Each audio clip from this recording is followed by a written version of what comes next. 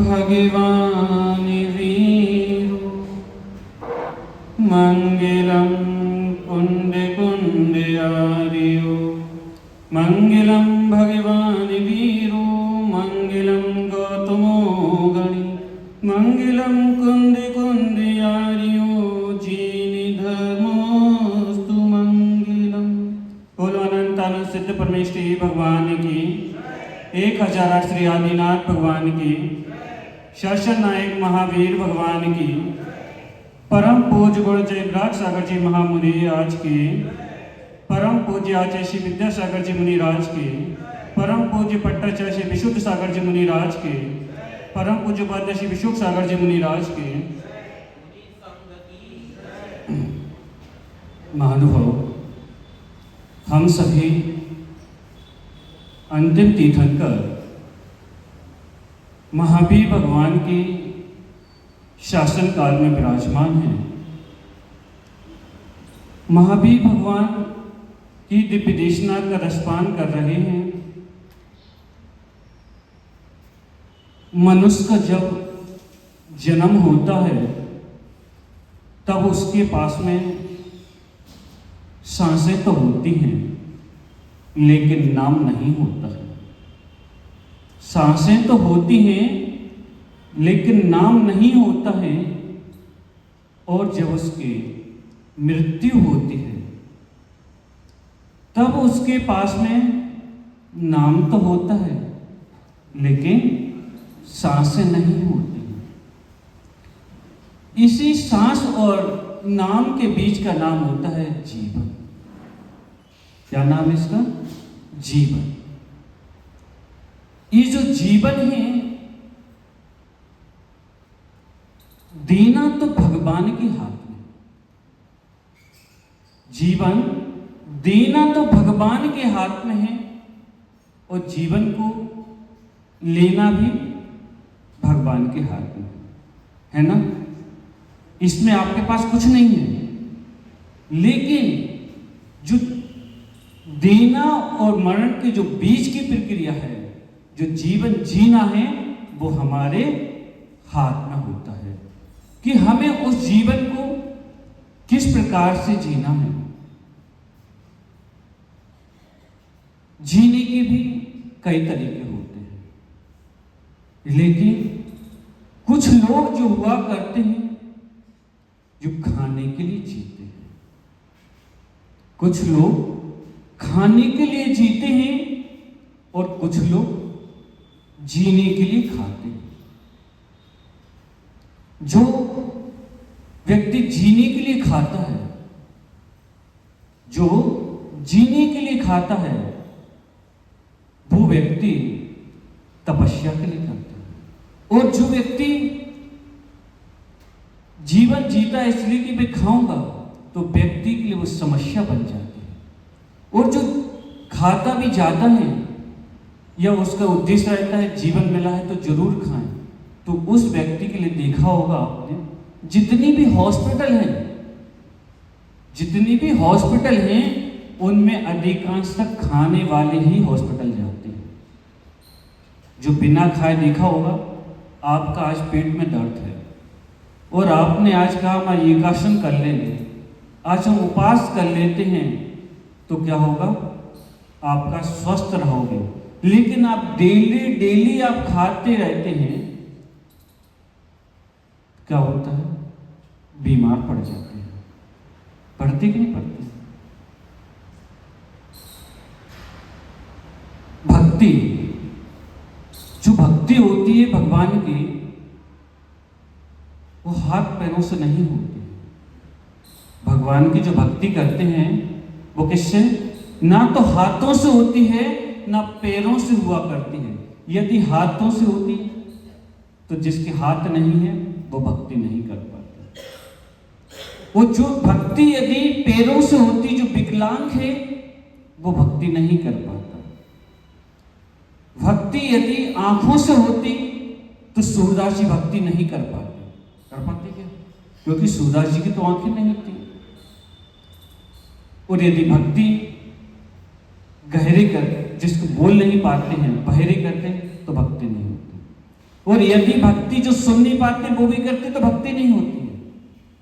और ना ही भक्ति कोई अमीर आदमी करता है, ना ही भक्ति कोई गरीब व्यक्ति करता है, ना ही कमजोर करता है। अब सब लोग सोचते होंगे कि मुनिराज आखिरकार भक्ति करता कौन है? आपने सभी के लिए तो मना कर दिया। देखिए, भक्ति जो होती है हमारे भावों से होती है, भावना से होती है। भावना है जो तो हमारे लिए जो भाव को पार कर देती है। और यदि आपकी भावना नहीं है तो सब बेकार होता है। देखा होगा आपने कि अपने यहां पर सबसे ज्यादा भावनाएं मिलती हैं। मेरी भावना, 16 कारण भावना, 12 कारण भावना। आपने कभी विचार किया कि अपने विद्वानों के लिए, मुनिराजों के लिए भावना पर क्यों प्रेशर दिया है? और अपने यहां एक भावना एक ऐसी भी है, जब तक उस भावना को यदि ना भाया जाए, उस भावना को यदि ना भाया जाए तो तीर्थंकर भी नहीं बनते हैं। कौन सी भावना है? 16 कारण भावना। दर्शन विशुद्धि तो उसका पाठ से, दर्शन विशुद्धि तो उसका पाठ से, लेकिन वो संपूर्ण भावना की बात की जाए तो वो होती है 16 कारण भावना। उस भावना को जब तक जीव नहीं भाएगा, जब तक वो तीर्थंकर भी नहीं बनेंगे। पानी में यदि डूबोगे तो मृत्यु निश्चित है। पानी में डूबेंगे, जब भी आप लोग गए होंगे सब नदी वगैरह में, तो पानी में व्यक्ति डूबता है, एक बार बाहर निकल है, 2 बार, लेकिन जब वो तीसरी बार उसमें डुबकी लगाता है तो बैक नहीं आता है। और यदि आप भक्ति में डूबोगे तो आपकी मुक्ति निश्चित है। पानी का कोई रंग नहीं होता है, जैसा ढालोगे वैसा ढल जाएगा।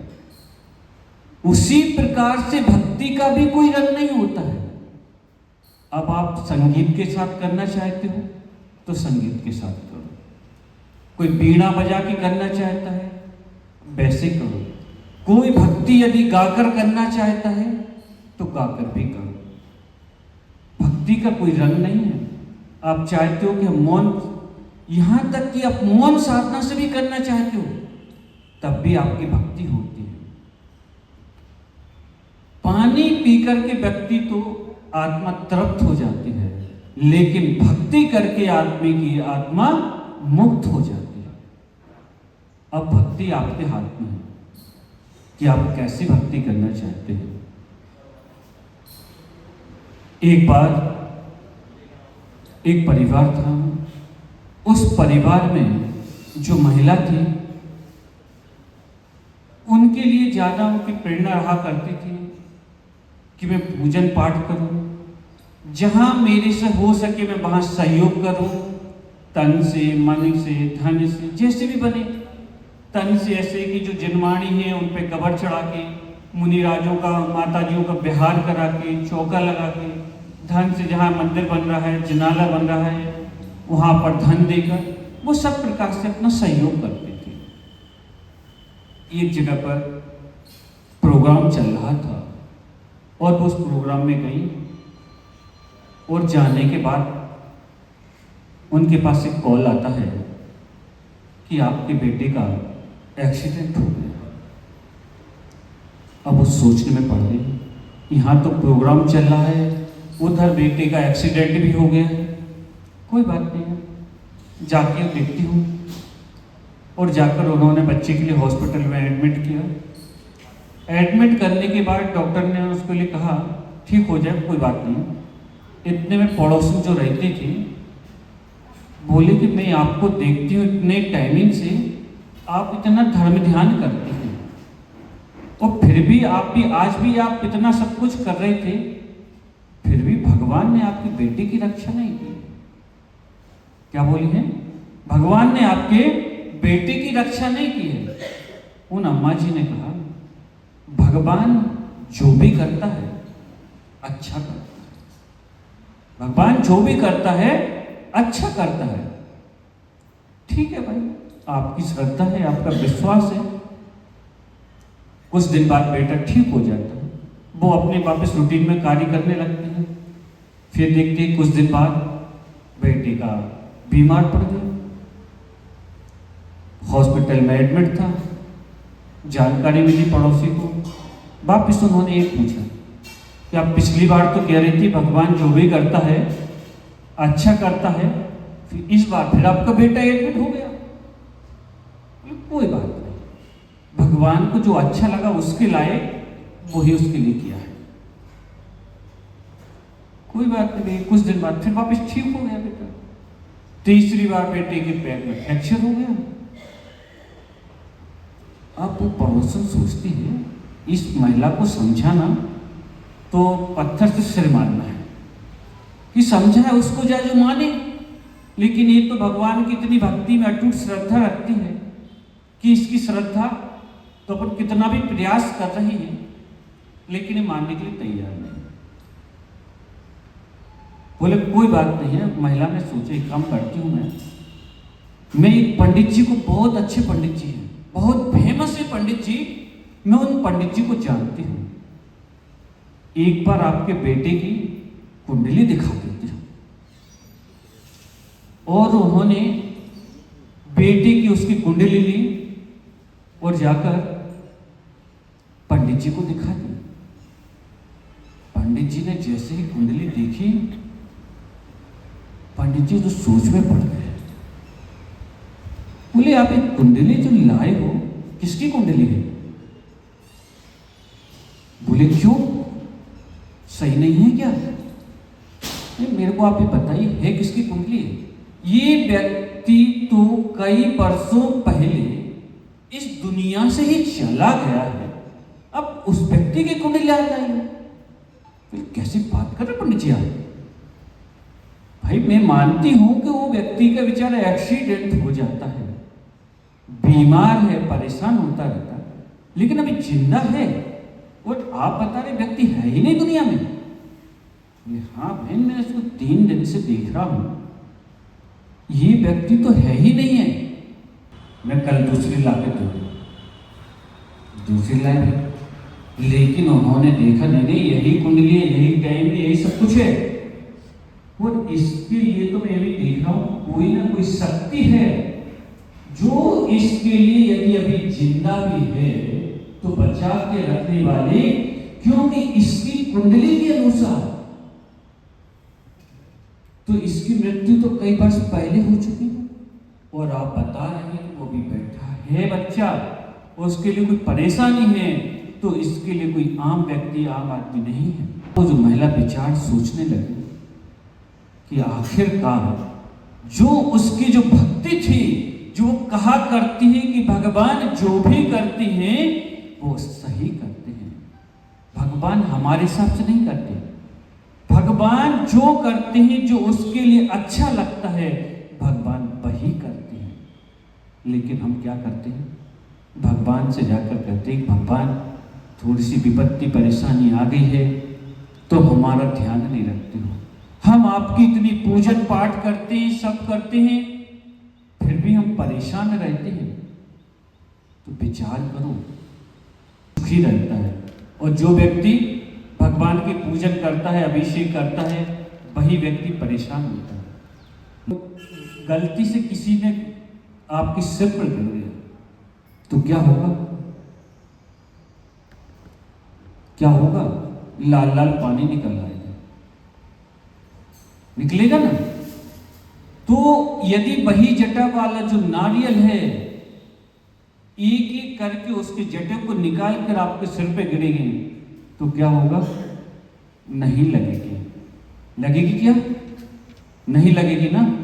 उसी प्रकार से ये कर्म है, जब आपके उदय में यदि एक साथ आ जाएंगे तो आपके लिए ज्यादा चोट लगेगी, और यदि वही कर्म आपके लिए टुकड़ों टुकड़ों में आएंगे आपके लिए परेशानी तो होगी। लेकिन वो ज़्यादा आपको तकलीफ नहीं देंगे, और वो कर्म भी जो है आपके बंधे हुए में भी झड़ जाएंगे। जैसे आपने किसी से पैसा लिया बैंक से, बैंक आपको पैसा कैसा देता है? One time. बैंक पैसा जो देता है वन टाइम में देता है, और आप उसको कैसे देते हो रिटर्न में? इंस्टॉलमेंट में। इंस्टॉलमेंट में देते ना, थोड़ा थोड़ा करके। और एक समय ऐसा आता है कि उसका पैसा पूरा चुक चुका होता, कंप्लीट हो चुका होता, और आपके ऊपर बर्डन नहीं आता है। क्यों? क्योंकि आपने उसको इंस्टॉलमेंट में दिया। और यदि बैंक आपसे बोलती जैसा मैंने आपको वन टाइम दिया था वैसे आप मेरे को वन टाइम दो, तो आपको क्या होती? तकलीफ होती, नहीं पे कर पाते। वैसे ही कर्म है, यदि वो एक साथ उदय में आएंगे तो आपको ज्यादा तकलीफ होती है, और यदि वो थोड़े थोड़े कर करके थोड़े थोड़े आपके उदय में आते हैं तो तकलीफ कम होती। दिखती जरूर है कि परेशान है, लेकिन भगवान हमारे हिसाब से थोड़े थोड़े देता है कि बेटा ये कर्म है आपने ही किए थे, इसलिए इनको परेशान मत होना। इसलिए हमें ध्यान रखना है अपने जीवन में कि भगवान के ऊपर सच्ची श्रद्धा रखना है। जब तक आपकी श्रद्धा नहीं होगी, जब तक आपका कल्याण नहीं होगा। क्योंकि अपने यहां पे 16 कारण भावना में सबसे पहली भावना आती है दर्शन विशुद्धि, सम्यक दर्शन जिसको कहा जाता है। सम्यक दर्शन का तात्पर्य होता है श्रद्धा, और वो भी ऐसी श्रद्धा कि जो सूरज पूरब की जगह पश्चिम से भी निकल आए, लेकिन आपकी श्रद्धा में जरा सा भी डाउट नहीं होना चाहिए। यदि डाउट है तो आपकी श्रद्धा नहीं है। इसलिए हमें अपनी इतनी मजबूत श्रद्धा को रखना है कि चाहे कैसी भी परेशानी आ जाए, कुछ भी हो जाए, लेकिन हमारी आस्था भगवान के प्रति जो श्रद्धा है, आस्था है, समर्पण है, इसमें जरा सा भी डिगना नहीं चाहिए। तभी आपका कल्याण हो सकेगा। बोले परशुनाथ भगवान की।